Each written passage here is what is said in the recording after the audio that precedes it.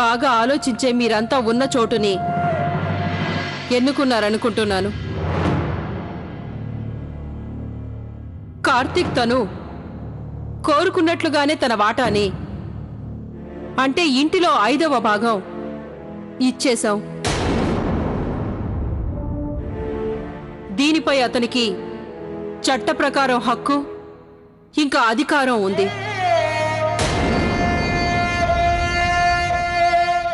అమ్మాయి మీనాక్షి గది ముందు ఎక్కడైతే లవ్లీ కార్తీక్లో నుంచున్నారో ఈ రోజు నుంచి ఈ భాగం వీరిద్దరి సొంతం. ఇటువైపున్న ఏ ఒక్కరూ కూడా ఆ భాగంలో అడుగు పెట్టకూడదు.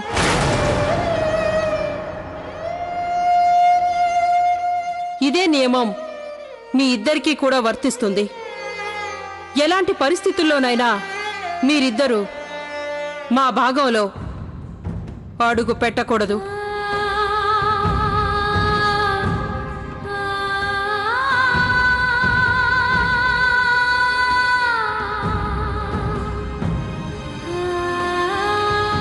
మీ ఇద్దరికి నేనేం చెప్పానో బాగా అర్థమైందనుకుంటా. అరే అసలు ఇంతకు ఇంటిని వాటాలుగా ఎందుకు పంచారు? నువ్వు మొదటి నుంచి కోరుకున్నదేంటి? మన కుటుంబం మొత్తం కలిసికట్టుగా ఉండాలి అని. అలాంటిది ఏమండి, నేను ఏ రోజు కోరుకోలేదు ఇంటిని ముక్కలు చెయ్యాలని. ఈ కోరిక నా ఇంటి చిన్న కొడుకు మీ అబ్బాయి కార్తీక్ గారిది.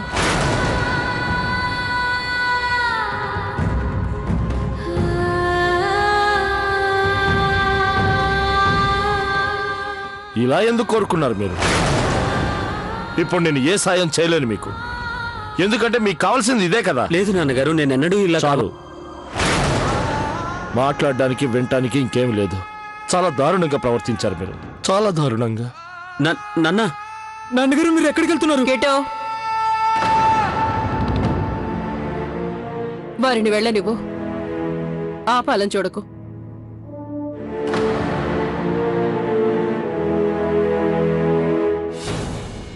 అమ్మాయి మీనాక్షి, బాగా గుర్తుంచుకో, పిల్లలు కూడా ఆ భాగంలోకి అడుగు పెట్టడానికి వీల్లేదు.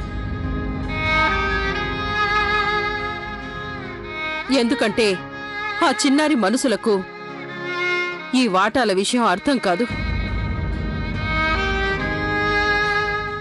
అలాగే అమ్మాయి మీనాక్షి, నువ్వు వెంటనే నీ గదిని ఖాళీ చేసివ్వు. ఎందుకంటే ఇప్పుడు ఆ గది కార్తీక్, లవ్లీలది. అలాగే వాళ్ళింతవరకు ఉన్న గది ఇక మీది. కార్తీక్, అంత తారుమారైంది. నువ్వే ఏదో ఒకటి చెయ్యి ప్లీజ్. అమ్మా, నువ్వు మమ్మల్ని తప్పుగా అర్థం చేసుకున్నావు. మాట్లాడకు. ఇంకా నా మాటలు పూర్తి కాలేదు.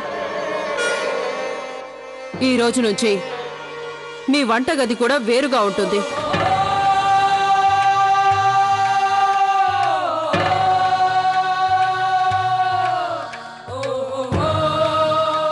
మీ అందరికీ నేను చెప్పిన విషయం పూర్తిగా అర్థమైంది కదా? ఇక మీరంతా త్వరగా మీనాక్షి గదిలోని మొత్తం సామాలని, ఫర్నిచర్ని ఇటువైపు పెట్టండి. అప్పుడు వీళ్ళు వాళ్ళ సామాన్లు తెచ్చి పెట్టుకుంటారు.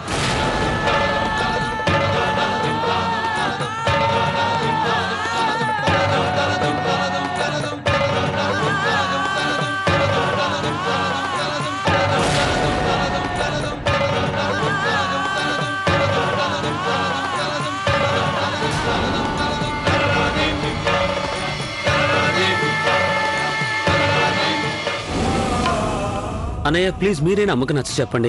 ఈ హద్దులు, ఈ పంపకాలు నేను ఎన్నడూ కోరుకోలేదు. అన్నయ్య, నేను అమ్మకు అర్థమయ్యేలా చెప్పలేకపోయాను. అందుకు ప్లీజ్ మీరేనా అమ్మకు నచ్చ చెప్పండి ప్లీజ్. జరిగింది చాలు కార్తీక్. ఇంతటితో వదిలే కార్తీక్. నీ మనసులో ఉన్న ఆలోచన ఏమిటో మా అందరికీ అర్థమైంది. శివ, కార్తీక్ ఇంట్లో భాగమే కదా కావాల్సింది, అది తనకి ఇచ్చేశారు కదా. ఇక మనం తనతో ఎందుకు మాట్లాడాలి? మీరు మీరు కనీసం కార్తీక్ చెప్పేది వినండి. కార్తీక్ మాటలకి ఇది కాదు అర్థం. ఇంకా నాటకాలు ఎందుకు ఆడతావు లవ్లీ? ఇంట్లో జరుగుతున్న వాటికి అసలు కారణం నువ్వే కదా. నాకు ముందే తెలుసు ఈ ఇంట్లో ఎలాంటి తుఫాన్ వచ్చినా దానికి కారణం నువ్వేనని. అదే ఈరోజు నిజమైంది. గౌరీ అక్క కరెక్ట్ గానే చెప్పింది. ఇప్పుడు సంజయ్షాలు చెప్పడం వల్ల ఉపయోగం ఏముంది? నీకిచ్చిన భాగంలో నీకెలా ఉండాలనిపిస్తే అలా ఉండు. నువ్విక దయచేసి మమ్మల్ని ఒంటరిగా వదిలే, కాస్త ప్రశాంతంగా బ్రతకనివ్వు.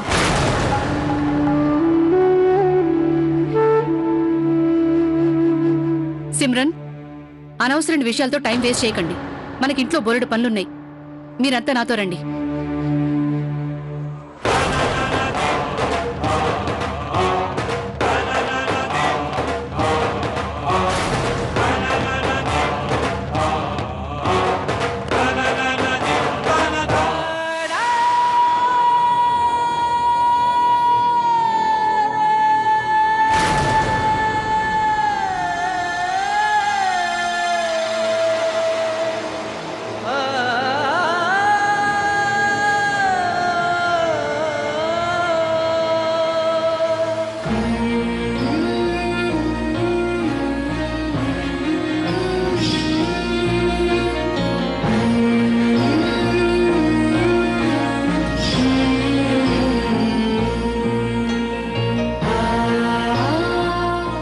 నిజానికి ఉమ్మడి కుటుంబంలో ఉంచేందుకు కంకణం కట్టుకొని తిరిగేదాన్ని. ఈరోజు నేనే స్వయంగా ఈ ఇంటిని విడగొట్టాల్సిన పరిస్థితి ఏర్పడింది. అత్తయ్య గారు, ఇప్పుడు కూడా మించిపోయిందేం లేదు.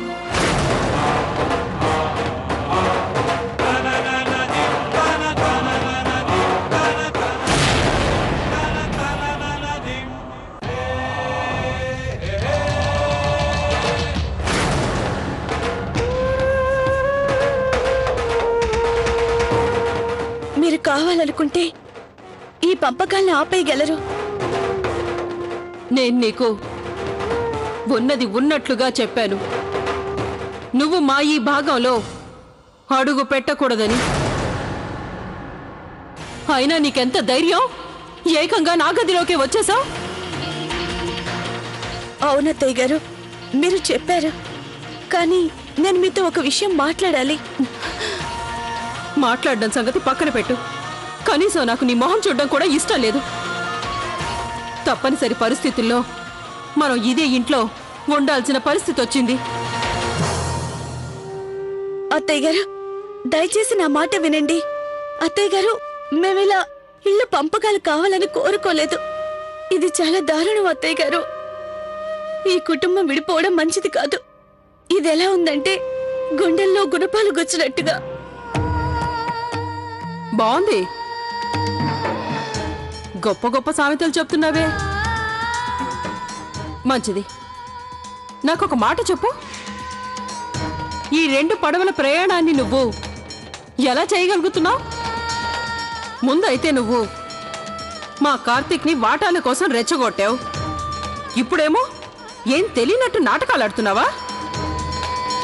అత్తయ్య గారు, మీరు నన్ను ఎన్ని మాటలు అనాలనుకున్నా అనేసేయండి. నేనేమాత్రం బాధపడను. కానీ అత్తయ్య గారు, ప్లీజ్ మీ నిర్ణయాన్ని మాత్రం మార్చుకోండి ప్లీజ్. చూడు, నాకు నువ్వు చూపించే సానుభూతి కపట నాటకాలు నేను వినటానికి సిద్ధంగా లేను.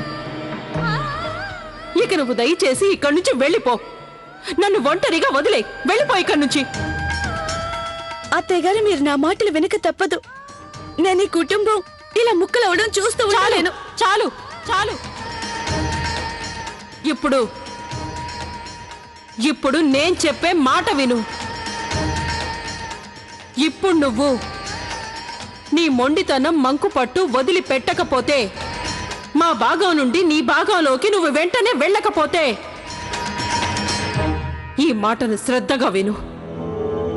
ఇంకాసేపట్లో నన్ను నేను అంతం చేసుకుంటాను.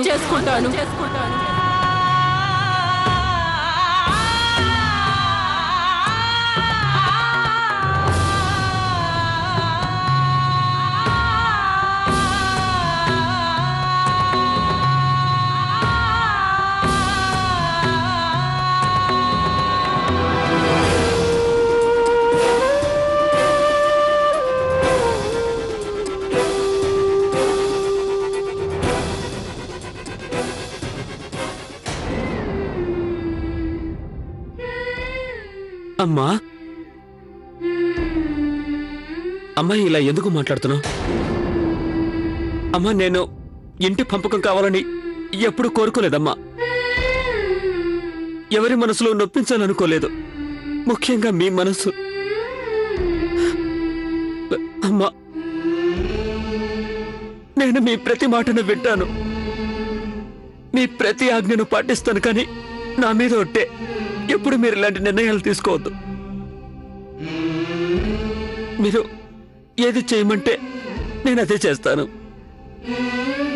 నేను లవ్లీ ఈ ఇంటి నుంచి దూరంగా వెళ్ళిపోవాలనేగా, అలాగే వెళ్ళిపోతాం. కానీ అమ్మా నీకు నువ్వు ఎలాంటి హాని చేసుకునే ఆలోచన రానివ్వద్దు.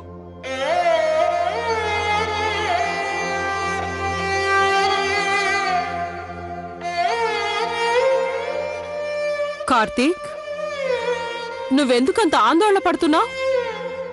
నువ్విప్పుడు సంతోషంగా ఉండాలి కదా. నీకు రావాల్సిన వాటా నీ సొంతమైంది.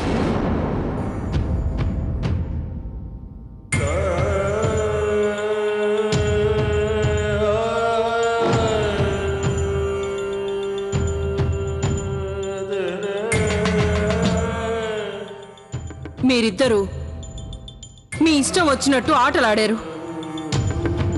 ఇక నువ్వు తనని తీసుకువెళ్ళు. అలాగే మరొక విషయాన్ని గుర్తుంచుకో. అదేంటంటే ఇకపై నేను నీకు మరో అవకాశం ఇవ్వను. ఎందుకంటే ఈ కుటుంబంలోని బిడ్డను నువ్వెలాగూ దూరం చేశావు. ఇక నేను నీ మాటలు వినను. తొందరపడి నేనేం చేసుకోకముందే మీరిక్కడి నుంచి వెళ్ళిపోండి.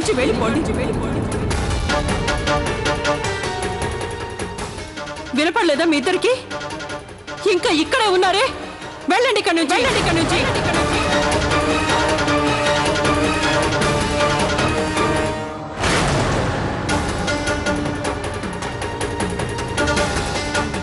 అత్తయ్య గారు చెప్పిన మాటలన్నీ నేను కూడా విన్నాను. ఆవిడ చెప్పారు కదా మీతో మాట్లాడడం ఇష్టం లేదని, అయినా నువ్వు ఇక్కడి నుంచి వెళ్లకుండా ఉన్నావే. అక్క ఆపు, ఇంకా మాట్లాడుకో. కార్తీక్, నీ భార్యతో మాట్లాడడం అనవసరం అనిపిస్తోంది. అయినా నీ మనసులో అత్తయ్య గారి మీద ఏమాత్రం ప్రేమున్నా ఆవిడ్ని బాధ పెట్టడం మంచిది కాదనిపించినా దయచేసి నీ భార్యని ఇక్కడి నుంచి తీసుకెళ్ళు.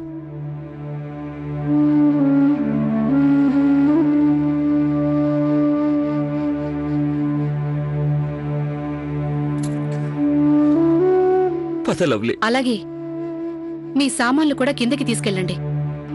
మళ్ళీ మీరు పైకి రావాల్సిన అవసరం ఉండకూడదు.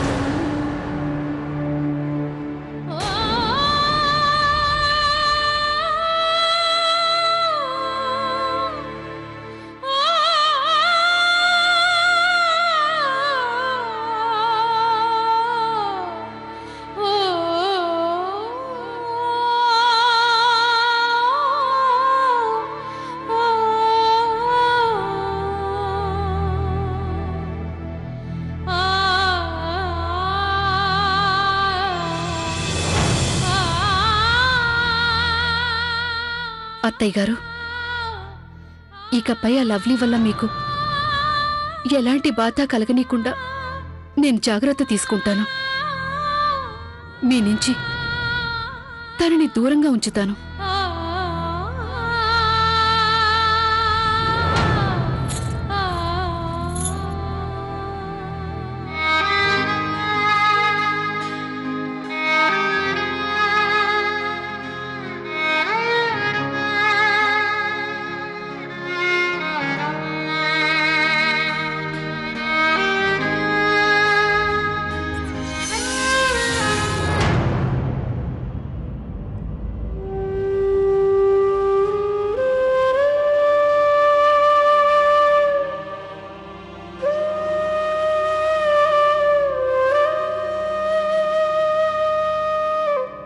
ఏంటిని మనందరం ఉమ్మడిగా ఉండాలని తీర్చిదిద్దాం. అలాంటి ఇంటిని రెండు భాగాలుగా చేయాల్సి వస్తుంది. ఒక భాగం కార్తీక్ లవ్లీలది, రెండో భాగం మనందరిది.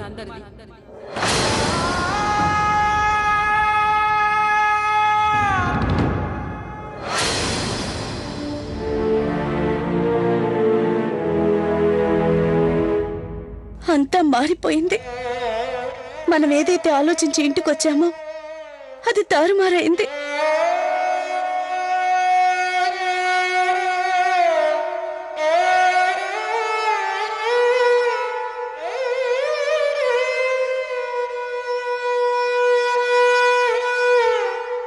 బామ్మగారు చెప్పిన విషయం ఏంటంటే, ఆవిడ అనుకున్నారు మనమంతా ఒకే ఇంట్లో ఉంటే బలవంతంగానైనా సరే మనందరం కలిసి ఉంటామని, కలిసే తింటామని, రోజులు గడిచే కొద్దీ అందరం కలిసిపోతామని. కానీ ఇక్కడ మనల్ని అందరూ పూర్తిగా వేరు చేసేశారు. కార్తీక్, మనం ఏం చేద్దాం? వీళ్ళ ద్వేషాన్ని ఎలా దూరం చేద్దాం? నాకు ఈ విషయం ఆలోచిస్తుంటేనే భయంగా ఉంది. ఇప్పుడిక మనం ఒంటరిగా ఇంట్లో ఉండాలి.